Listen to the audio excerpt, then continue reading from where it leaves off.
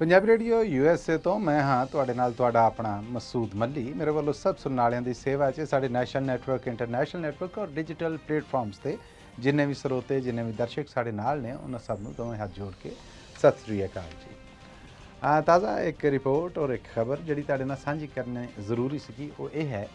कि पाकिस्तानी सरकार ने बाबा गुरु नानक देव जी महाराज के 450वीं बरसी यानी ज्योति जोत मौके इस साल करतारपुर साहब 'ਚ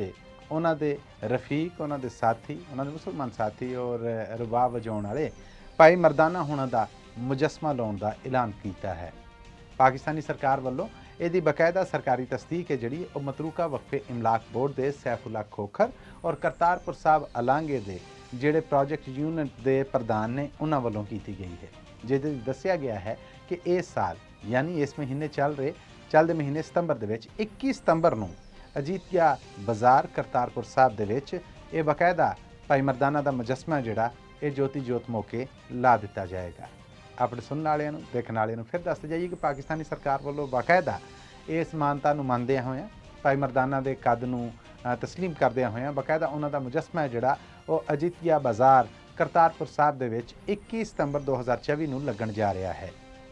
ਨਾਲ ਹੀ ਐਲਾਨ ਕੀਤਾ ਗਿਆ ਹੈ ਕਿ ਕਰਤਾਰਪੁਰ ਸਾਹਿਬ ਦਾ ਉਹ 64 ਏਕੜ ਤੇ ਖਿਲਰਿਆ ਹੋਇਆ ਬਾਗ ਜਿੱਥੇ ਬਾਬਾ ਗੁਰੂ ਨਾਨਕ ਦੇਵ ਜੀ ਮਹਾਰਾਜ ਆਪ ਖੇਤੀ ਕਰਦੇ ਸਨ, ਉੱਥੋਂ ਜਿੰਨੀ ਕਣਕ, ਜਿੰਨੇ ਚੌਲ, ਜਿੰਨੀਆਂ ਸਬਜ਼ੀਆਂ ਕਾਸ਼ਤ ਹੋਣਗੀਆਂ, ਜਿਨ੍ਹਾਂ ਦਾ ਝਾੜ ਲਿਆ ਜਾਏਗਾ, ਜਿਨ੍ਹਾਂ ਦੀ ਪੈਦਾਵਾਰ ਲਈ ਜਾਏਗੀ, ਉਹਨੂੰ ਬਕਾਇਦਾ ਕਰਤਾਰਪੁਰ ਸਾਹਿਬ ਕੋਰੀਡੋਰ ਔਰ ਗੁਰੂ ਘਰ ਕਰਤਾਰਪੁਰ ਸਾਹਿਬ ਆ ਜਿਹੜਾ ਉੱਥੇ ਲੰਗਰ ਬਣਾਉਣ ਦੇ ਵਿੱਚ ਵਰਤਿਆ ਜਾਏਗਾ। ਇਸ ਤੋਂ ਅੱਡ ਉਸ ਬਾਗ ਦੇ ਵਿੱਚ ਲੱਗੇ ਖਜੂਰਾਂ ਦੇ ਬੂਟੇ, ਸੰਤਰੇ ਦੇ ਬੂਟੇ, ਅਮਰੂਦ, ਮਸੰਮੀਆਂ, ਮਾਲਟਿਆਂ ਦੇ ਬੂਟੇ ਜਾਂ ਬਾਕੀ ਜਿੰਨੇ ਵੀ ਫਰੂਟ ਨੇ ਉਹਨਾਂ ਦਾ ਫਰੂਟ ਆ ਜਿਹੜਾ ਕਰਤਾਰਪੁਰ ਸਾਹਿਬ ਅਲਾਂਗਾ ਜਿਹੜਾ ਹੈ ਇੱਥੇ ਦਰਸ਼ਨ ਕਰਨ ਆਉਣ ਲਈ ਭਾਰਤ ਵਾਲੇ ਪਾਸੋਂ ਜਾਂ ਪੂਰੇ ਵਿਸ਼ਵ 'ਚੋਂ ਪੂਰੇ ਜੱਗ 'ਚੋਂ ਜਿਹੜੇ ਯਾਤਰੀ ਜਾਂ ਸ਼ਰਧਾਲੂ ਜਾਣਗੇ ਉਹਨਾਂ ਨੂੰ ਪ੍ਰਸ਼ਾਦ ਭਾਰੋਂ ਦਿੱਤਾ ਜਾਏਗਾ।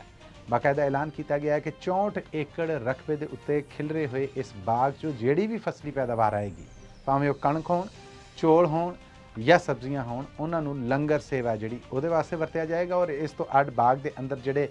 ਫਲਾਂ ਦੇ ਬੂਟੇ ਨੇ ਉਹਨਾਂ 'ਚ ਖਜੂਰ ਹੈ, ਸੰਤਰਾ ਹੈ, ਅਮਰੂਦ ਨੇ, ਬਾਕੀ ਸਾਰੇ ਨੇ, ਉਹ ਵੀ ਬਾਕਾਇਦਾ ਪ੍ਰਸ਼ਾਦ ਦੇ ਤੌਰ 'ਤੇ